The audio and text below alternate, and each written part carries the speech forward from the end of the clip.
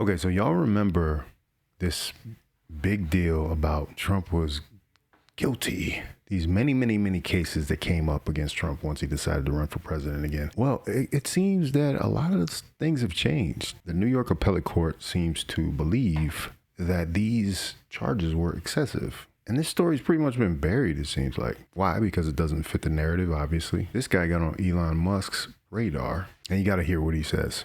So the Trump fraud case went before the appellate court this week, and by the time it was over, the closing arguments of the Democrat lawyers was just them begging to not get sanctioned. So look, many people aren't aware that the Trump fraud case went before the appeals court this week. And if you don't know how an appeals court works, there are 5 judges that sit in judgment for these cases. And they basically let the prosecution and the defense both lay out their cases. Right. And their job is to consider whether or not the case was worth hearing in the first place. And it went so badly for the Democrat lawyers that by the end of it, their closing arguments was just them begging to not get sanctioned. So they argued a ton of different things throughout this case. But the biggest thing was the judges kept interrupting them. They kept saying, hold on. Can you find me one other time in history where the person who took the loan was able to call the bank that they took the loan from, and then that bank showed up and said, we weren't defrauded? And the lawyers spent like 2 hours trying to find one little instance where it happened. But then the judges said, okay, let's try something else. They said, hey, have you ever prosecuted someone for lying about the value of a property when it resulted in the entire loan being paid back with interest? And again, they gave them like 2 hours to try to explain their case, and they still couldn't produce a single case where that had happened. And then the judges said, hey, you know what? We'll give you another shot. They said, have you ever seen an attorney general prosecute a case where there was no damage? You know what he's talking about? He's talking about Letitia James. Letitia James, of course, made famous off this case. This was all a witch hunt. I'm starting to believe this was all a witch hunt. And she was one of the ringleaders. You remember Fonnie Willis was also trying to do the same thing in Georgia. I think Trump was right about the lawfare thing. They said, have you ever seen an attorney general prosecute a case where there was no damage to the public? There was no damage to the person you said was defrauded, and there was no actual malice committed by the person who took the loan. And then they took another like 6 hours on that one. And by the end of it, the judges were like, so you don't have any instance of that happening. And then by the time they were done, the judges were like, I don't even know if this is a case that should have been brought. And they said, look, y'all might need to be sanctioned for bringing this case in a malicious manner. One of the judges actually said,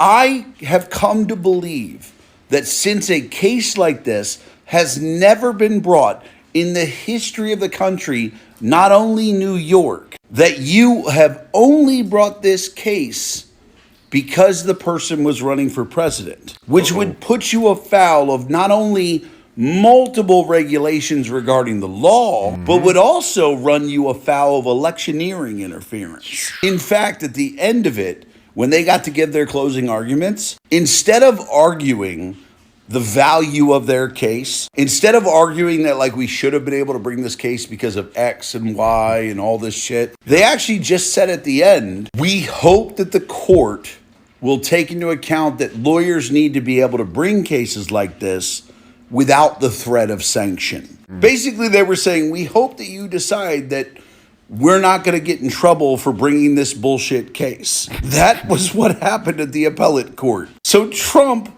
being found guilty of fraud and having to pay 500 some odd million fucking dollars, right, and the whole left celebrating about that, he's going to get all that money back because the appellate court was like, this is a bullshit case. The people he took the loan from literally came to court on his behalf and said, hey, We weren't defrauded. We knew he overvalued Mar-a-Lago. We took that into our calculations. And even if we had taken that into our calculations, and the value of Mar-a-Lago was part of 0.14. Like the president of Deutsche Bank said, you know why we gave him the loan? It had nothing to do with the value of Mar-a-Lago. It had to do with we given him 21 other loans. And he has paid back all 21 with interest. We were giving him the loan regardless of the value of anything. And that's where the appellate court was like, how do you have a case? Deutsche Bank literally said we were giving him the loan regardless. And that's when they started begging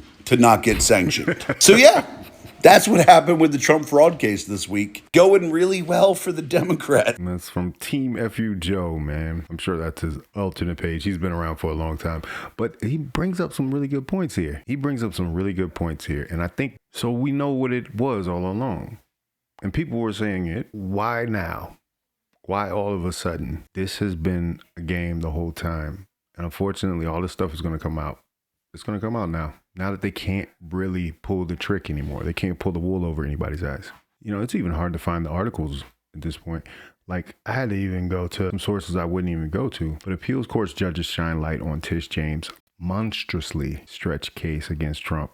Consumer protection laws to protect the public from unscrupulous business schemes. It was never intended to make state bureaucrats the arbiter of every transaction between private parties, much less sophisticated financial actors. This was the distinct message that arose out of last week's appeals court hearing in State Attorney General Letitia James's unabashedly politicized civil fraud case against Trump. Judge Arthur Ingram, an elected Democrat hack in a robe, all right, see, now we're getting some slant bias, ordered the former president to pay nearly $500 million in fraud damages, despite the total absence of fraud victims. How many of those cases, how many of those charges that they always throw around, the 93 charges, we're probably down to like 3 or 4 now. Fulton County has been indefinitely paused. All those counts. Election interference is at arraignment. This is Jack Smith, who was the last-ditch effort. If you heard last week, he filed a superseding indictment on August 27th, in which is supposed to be a bombshell. This is supposed to be the one.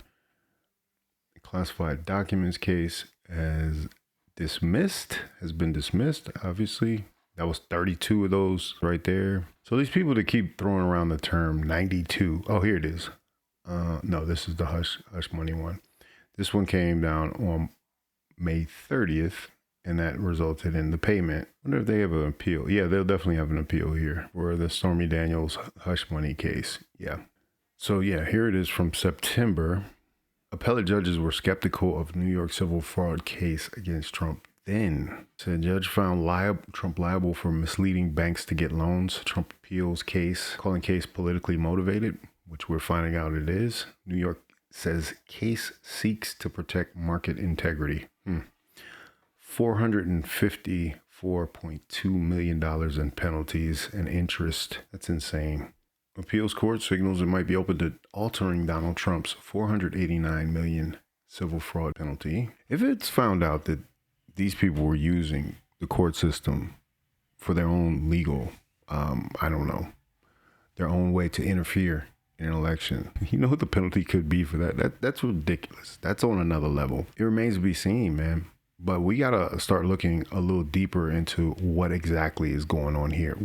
What's the manipulation? Because people ran off with these claims as if he was just guilty of all these things. And that was the plan. That was the plan to keep him, as he has so many counts against him. How could you ever vote for this convicted felon? And the unfortunate thing is, if we allow this to happen to him, it could happen to anyone.